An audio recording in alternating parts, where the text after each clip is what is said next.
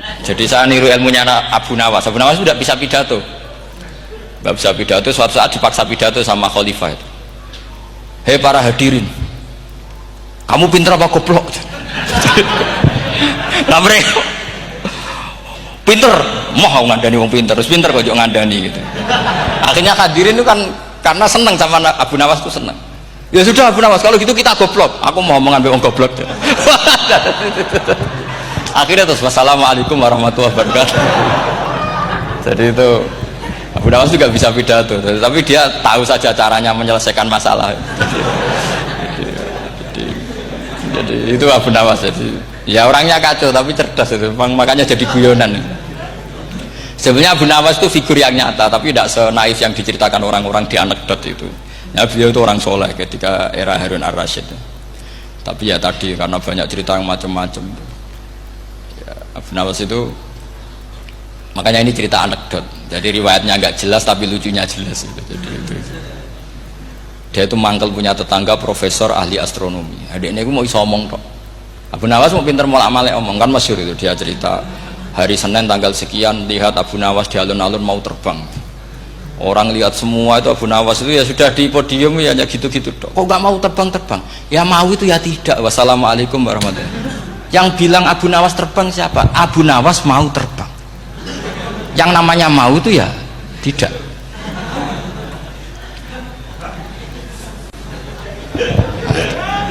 Pernah dia itu lomba sama Harun ar-Rasyid, siapa paling banyak pengunjung rumahnya di alun-alun. Harun ar-Rasyid bikin khemah, dia bikin khemah. Tentu cerita ini bohong, yakini ini bohong, makanya ini bohong tenang. Makanya ini anekdot, hanya guyonan. Harun ar-Rasyid karena dia raja itu ada apel, ada makanan macam-macam. Ya tentu pengunjungnya banyak. Batas akhir itu penilaian jam 12 malam. Abu Nawas tenang, satu pun nggak ada pengunjung, nggak ada makanan, nggak ada apa. Pas jam 12 rumahnya dia, kemahnya dibakar, orang ke dia semua. Dit menang dia karena jumlahnya, bahkan Harun ar-Rasyid itu datang ke kemahnya dia karena lombanya kan pengumpulan massa terbanyak. Dit jam 12 Harun ar-Rasyid pikirannya santri ya guys, sugoi jajan mesti teko, pikirannya gitu. Abu Nawas pikirannya beda, jenenge ana kebakaran pasti datang. Wis dihitung biaya khemah sama hadiahnya banyak hadiahnya. Yang ahli falak ini punya ilmu yang rasional, yang pinter sekali. Dia ilmuwan bahwa bumi itu bulat-bulat. Nah, saya lagi tren meyakini bumi flat itu ya kacau nih. Gara-gara penjelasan sing sepihak. Ini gua nganggur. Lah wong ilmuwan kok sentimennya perkara wedi duit. Enggak boleh ilmuwan menyebut sentimen apa? Uang.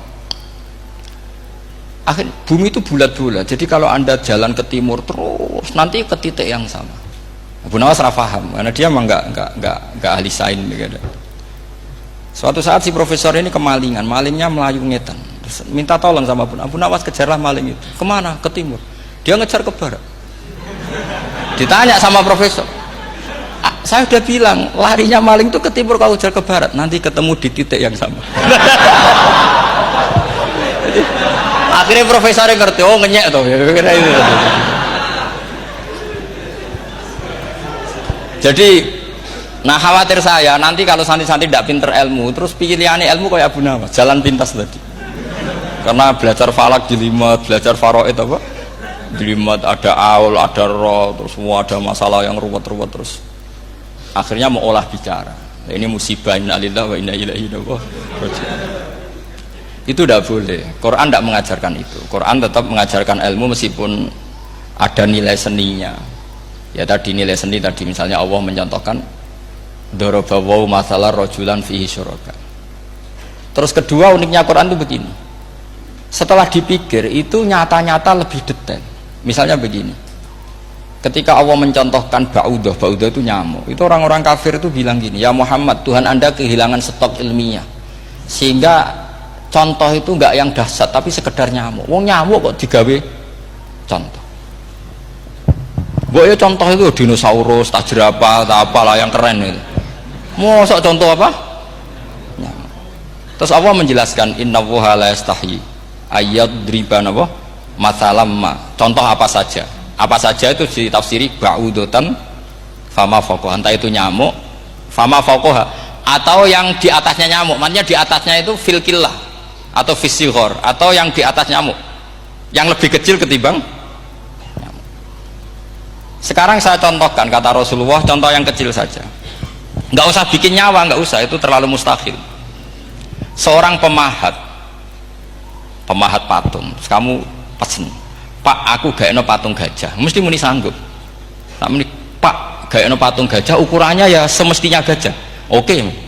Tapi Pak aku gaekno patung nyamuk, ukurannya ya sak nyamuk, kira-kira sanggup apa enggak?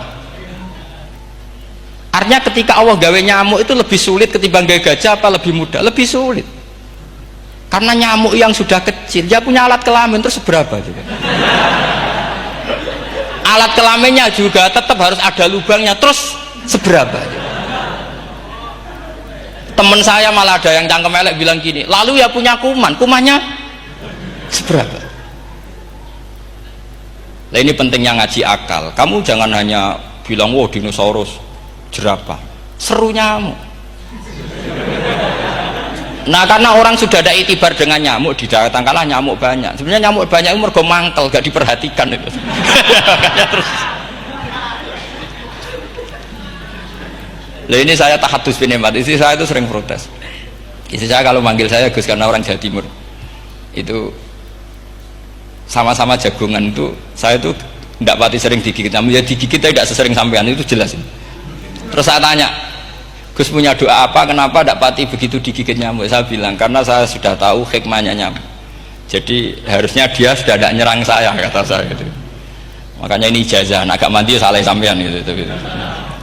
Karena tadi logika yang terbangun gitu, kalau Allah bikin gajah, melubangi belalai gajah itu masih masuk akal, bahkan saat kita bikin patung masih bisa. Tapi kata tadi nyamuk itu sudah kecil, harus punya usus, harus punya alat kelamin, harus punya telur, telurnya juga detail lagi. Ini disebut innallaha la yastahyi ayyadriba mathalam ma ba'udah. Sehingga ba'udah di mata ahli tafsir, di mata ulama ini contoh yang luar biasa. Tapi di mata orang-orang yang nggak seneng mikir, kok terima nyamuk itu. Makanya saya minta kangkang di sini bisa makan itu harus syukur. Makan itu luar biasa. Saya itu sering nyontohkan di Jogja ini. Saya punya teman sakit, kalau nggak ada obat dari Belanda itu mati. Kalau ini nggak dapat obat bagus dari Belanda atau dari Jerman itu meninggal. Berapa bulan lagi matinya? 3 bulan. Kalau nggak sampai dapat obat mati 3 bulan. Oh masih mandi obat yang di Jogja, apa itu makan atau minum? Kalau orang tidak minum tidak sampai 3 bulan sudah mati. Boy orang itu mikir seperti itu. Tapi kita ini kalau obat dari Jerman, dari Belanda itu hebat. Kalau enggak kita mati sebulan lagi, 3 bulan lagi. Allah bikin obat pada kita tiap hari, yaitu kita bisa makan bisa minum. Itu kalau sekali nggak makan 5 hari bisa mati sama. Tapi kita karena ngakan itu hal yang biasa, nak duit iso utang terus dianggap biasa. Ini kalau ulama masalah besar. Punya otak seburuk itu masalah besar bagi ulama. Sehingga Allah tidak malu ketika ngendikan kulu wasrobu, tidak malu karena makan ini urgen, sangat penting. Dan Allah tidak malu meskipun Quran itu temanya kelas tinggi, biasa Allah mengatakan jong koweku kulu min thayyibati marusang nakum, kamu makanlah. Karena minum obat itu kebutuhan kita ketika sakit. Tapi kalau makan adalah kebutuhan kita sihatan wasukman, saat sakit maupun saat sehat. Nah, kalau Anda dengan kualitas ini, ketika Allah membicarakan makanan itu Anda akan respect sama Allah karena memang ini urgen betul. Tapi kalau Anda cara berpikir gini, hanya cari goro ibal ilmu yang aneh, yang seru, kamu baca ayat itu akan menjadi biasa-biasa saja. Dan itu masalah bagi mahabbah Anda pada Al-Quranul Karim. Ya saya kira demikian. Terus mengke saya pikir tidak etis kan ini Jumat nanti. Sing biasa itikaf nanti terganggu. Nanti saya ada problem.